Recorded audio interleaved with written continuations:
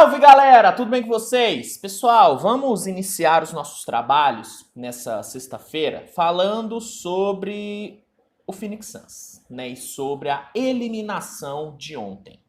Ontem o Phoenix Suns foi eliminado, né, dos playoffs pelo Denver Nuggets, né? O Denver fechou a série em 4-2 e o fim de temporada do Phoenix foi muito melancólico, né, cara? Porque além do time ter perdido ontem, o time foi simplesmente atropelado pelo Denver. O Denver passou o carro no Phoenix Suns e o pior, o Phoenix estava jogando em casa, diante do seu torcedor e foi simplesmente atropelado, foi, cara, humilhado pelo Denver Nuggets, né? A verdade é essa, o Denver foi pro intervalo vencendo por 30 pontos, cara.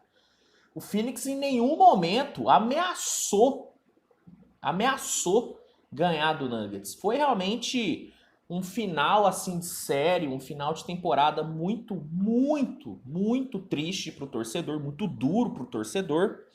E depois do jogo, o Kevin Durant, né, o grande nome desse Phoenix Suns, ele não fugiu da entrevista coletiva, o que eu achei uma ótima atitude dele.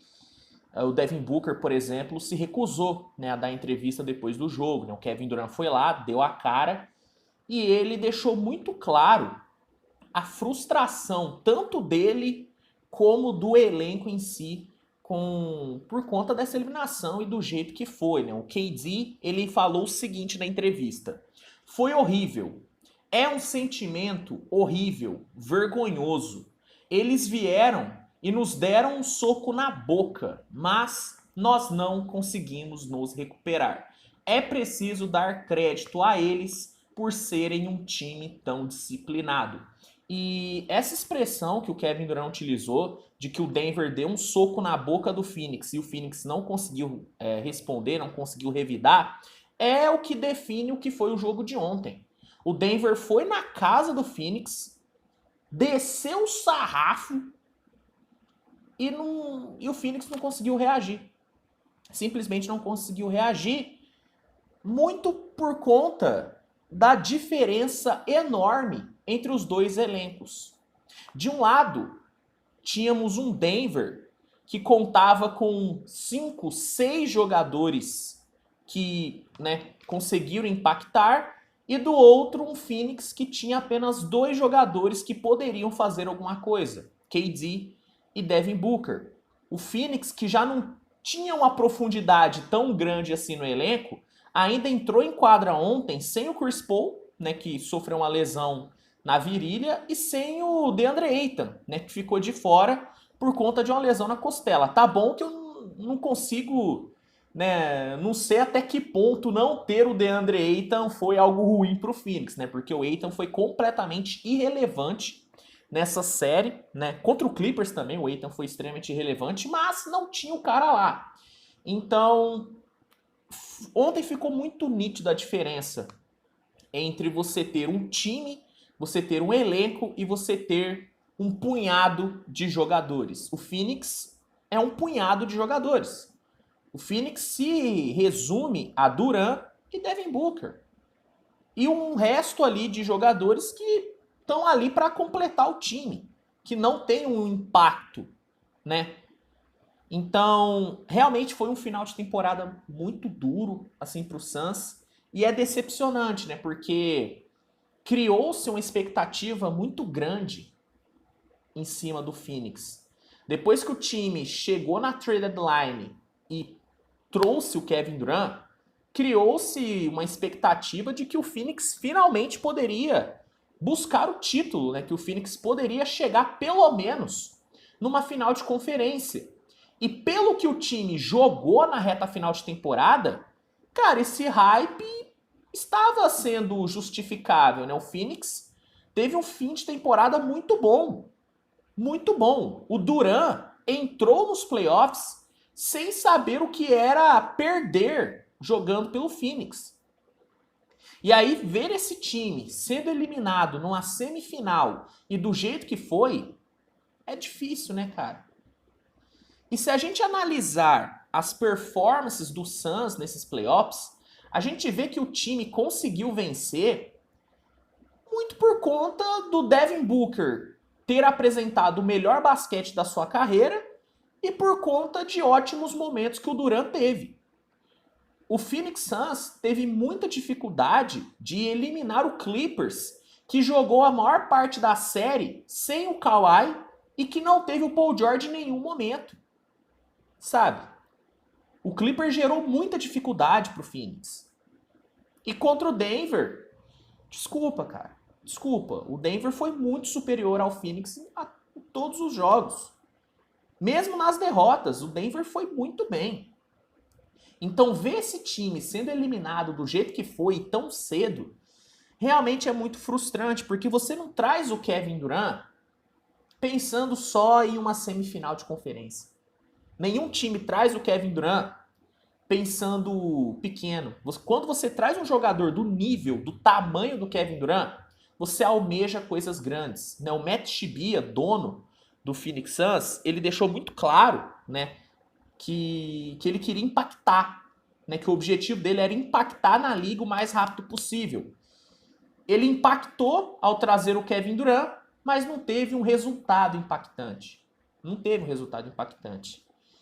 E a dúvida que fica agora é a seguinte: o que vai ser desse Phoenix Suns para a próxima temporada?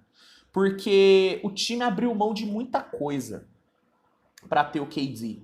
E eu quero deixar muito claro, se fosse oferecido para mim o pacote que o Nets, né, aceitou do Phoenix, eu aceitaria também. Se me falasse, ó, Luiz, eu te dou o Kevin Durant se você me der o Mikal Bridges, o Cam Johnson e um caminhão de picks. Eu aceito na hora, porque é o Kevin Durant. É um talento geracional. É um cara que você não vai ver disponível no mercado sempre. Eu aceitaria, só que o fato é que ao abrir mão de Mikal Bridges, ao abrir mão de Cam Johnson, o Phoenix abriu mão do seu, sabe, da sua base. O Phoenix abriu mão da sua base. E o Phoenix não conseguiu, sabe, repor esses caras. O Phoenix não errou em ter trocado pelo KD. Mas o Phoenix errou em não ter feito mais depois da troca do KD. O Phoenix errou em ter parado no Kevin Durant. O Phoenix achou que trazendo o Kevin Durant, as coisas iriam acontecer naturalmente, que só o Durant seria o suficiente. Em alguns cenários até que poderia ser, mas nessa Conferência Oeste, cara, você precisa ter profundidade no elenco. Você precisa ter profundidade no elenco. O Denver Nuggets, que já está nas finais, é um dos times mais profundos, é um dos elencos mais profundos da NBA. O Lakers, que é um time que está muito perto de chegar na final de conferência, tem uma baita de uma profundidade no elenco, sabe? Então, nessa Conferência Oeste, você só ter duas grandes estrelas não é o suficiente. Você precisa ter ótimos caras para complementar essas estrelas. E o Denver tem. O Denver tem Jokic e Murray, mas você olha ao redor, Aaron Gordon, Michael Porter Jr., você tem KCP, você tem Bruce Brown, você tem Christian Brown, você tem um grande elenco ao redor. Você tem o Michael Malone no comando desse time. Então, essa eliminação meio que coloca alguns pontos de interrogação no Phoenix. Porque assim, o Phoenix Suns terá que fazer algumas mudanças no elenco, querendo ou não, por conta das mudanças na regra do teto salarial, né? A NBA vai ser muito mais rígida com as equipes que não cumprem, que não se enquadram no teto salarial a partir da próxima temporada. E o Phoenix Suns, que tem apenas 6 jogadores sob contrato, já está acima do teto salarial. Já está acima, com apenas 6 jogadores com contrato garantido para a próxima temporada. E o time não pode entrar em quadra com apenas 6 jogadores na rotação, precisa ter mais. Se a gente for pegar somente Booker, Ayton e KD, somente os 3 somam 116,1 milhões de dólares para o próximo ano. E as equipes vão poder gastar somente, no máximo, tá? 162 milhões. Qualquer coisa acima disso, a franquia já vai pagar multa. E se ultrapassar mais, vai receber outras punições, como não poder envolver escolhas de draft de segundo round em trocas, não vai poder usar mid-level exception para contratar jogadores. Isso é um tipo de negociação que as equipes fazem muito. A equipe que ultrapassar muito o teto salarial não vai poder usar. Então o Phoenix Suns vai ser forçado a fazer mudanças e tem que fazer mesmo. Esse elenco precisa se reforçar. O Phoenix precisa abrir mão de alguns caras que não vão render. Como, por exemplo, o DeAndre Ayton. O primeiro cara que para mim tem que rodar nesse time é o Ayton. É inadmissível que um jogador tenha a postura que o Ayton teve nesses playoffs. Um cara apático, um cara que não estava nem aí pro jogo, não conseguiu fazer nada em nenhum momento. Não dá mais para manter o DeAndre Ayton. O DeAndre Ayton já deu no Phoenix Suns.